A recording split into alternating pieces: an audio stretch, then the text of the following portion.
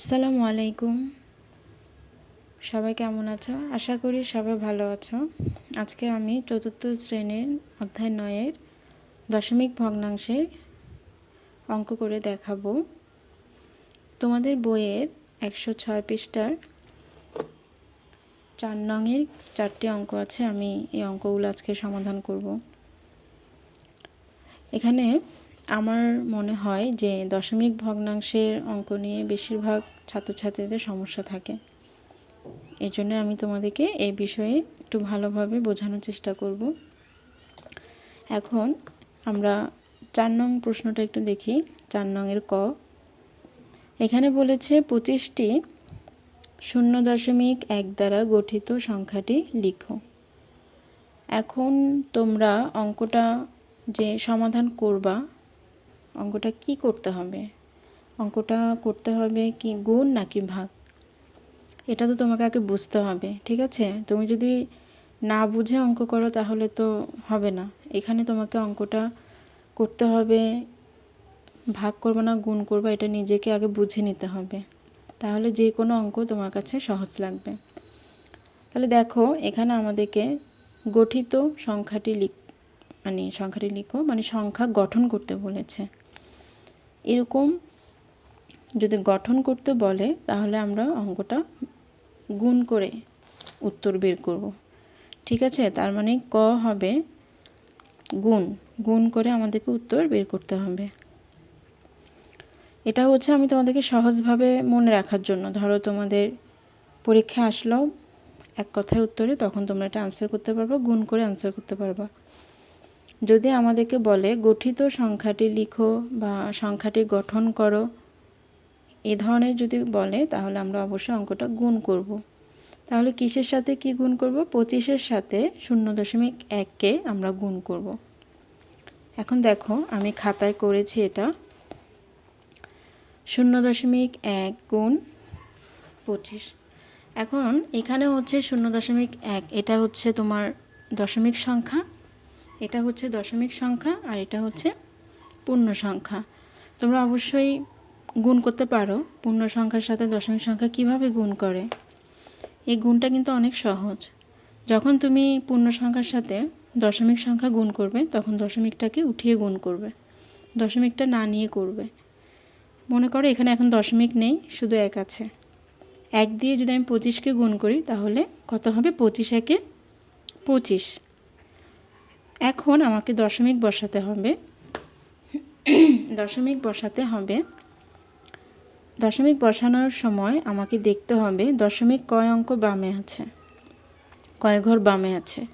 এখানে দেখো 1 ঘর বামে দশমিক আছে, তাহলে আমার গুণফলও কিন্তু 1 ঘর বামে দশমিক দিতে হবে। আমাদের উত্তরটা হচ্ছে 2.5।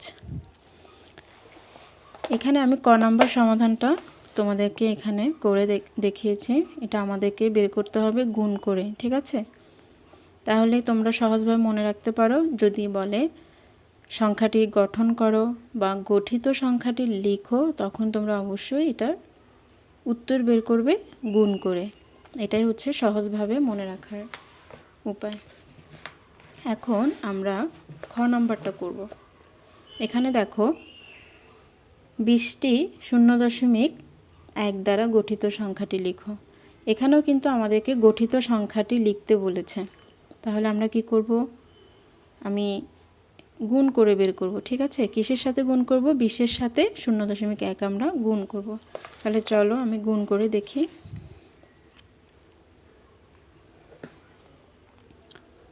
তাহলে 0.1 গুণ 20।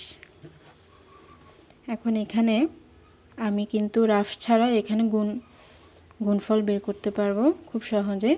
আমরা এখানে দশমিক নেব না, দশমিক না নিয়ে আমরা এখানে 1 নিচ্ছি। 1 দিয়ে যদি আমি 20কে গুণ করি তাহলে আমাদের 20 একে 20 হচ্ছে, ঠিক আছে? 20 একে 20।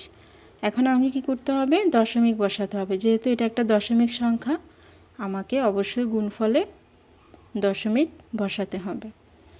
এখানে দেখো দশমিক বসানোর জন্য আমাকে দেখতে হবে কয় অঙ্ক বামে দশমিক আছে। এখানে 1 অঙ্ক বামে দশমিক আছে, তাহলে আমি এখানে 1 অঙ্ক বামে দশমিক দিলাম। কয় অঙ্ক বামে? দেখো এখানে এক ঘর বামে আমি দশমিক বসিয়েছি, ঠিক আছে। এখন এটা হচ্ছে আমাদের উত্তর, কিন্তু এখানে আমাদের উত্তর হবে কিন্তু 2। কেন 2 জানো? সেটা হচ্ছে যখন দশমিকের পরে কোনো শূন্য থাকে, এই শূন্যটার কোনো মূল্য নেই, এটা না দিলেও হবে, সেজন্য আমরা উত্তরটা শুধু 2 লিখতে পারি। এখন হয়তো বা অনেকেই বলবে যে কেন 2.0 হয় না, শুধু 2 কেন? এটা কারণটা আমি বলে দিলাম যে দশমিকের পরে শূন্য হলে সেটা কোনো মূল্য নেই, এটা না লিখলেও হবে, তাহলে আমাদের ফলাফল হচ্ছে 2। এখন আমরা গ নাম্বারটা দেখব।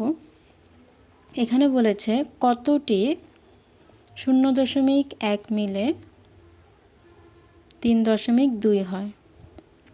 এখানে কিন্তু দেখো আমাদেরকে সংখ্যাটি গঠন করতে বলেনি, গঠিত সংখ্যা বের করতে বলেনি।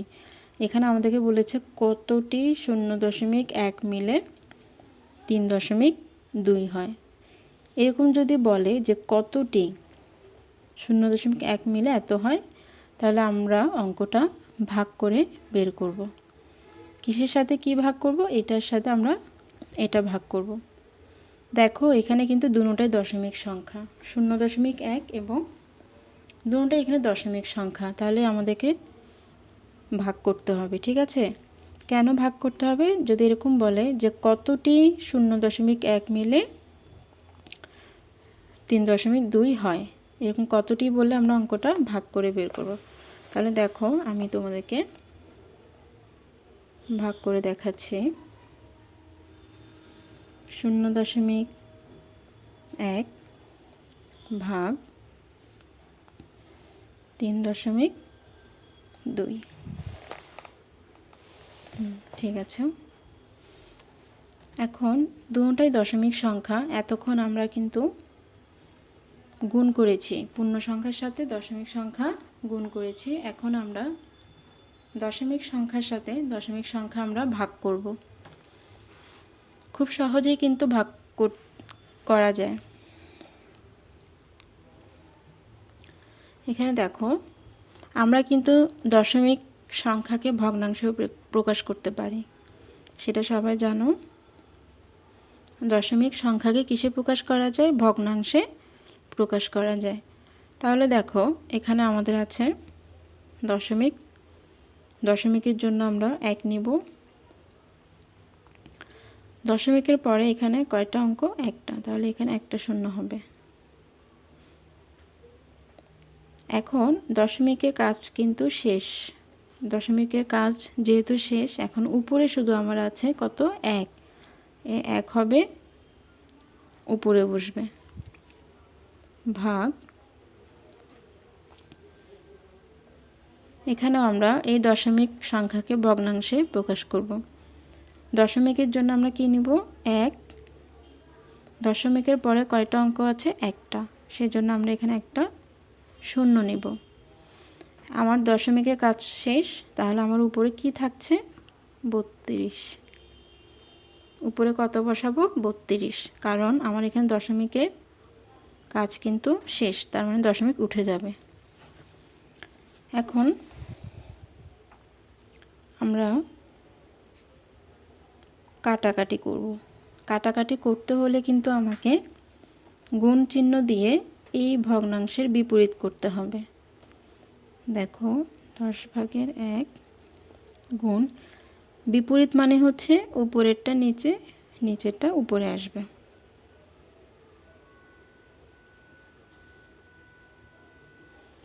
এটা গুণ চিহ্ন দিয়ে আমরা কি করব? বিপরীত ভগ্নাংশ করব, কারণ কাটাকাটি করার জন্য। এখন দেখো আমরা 10-এর সাথে 10কে কাটতে পারি, 10 একে 10, তাহলে আমাদের থাকছে কি? 32 আর 1।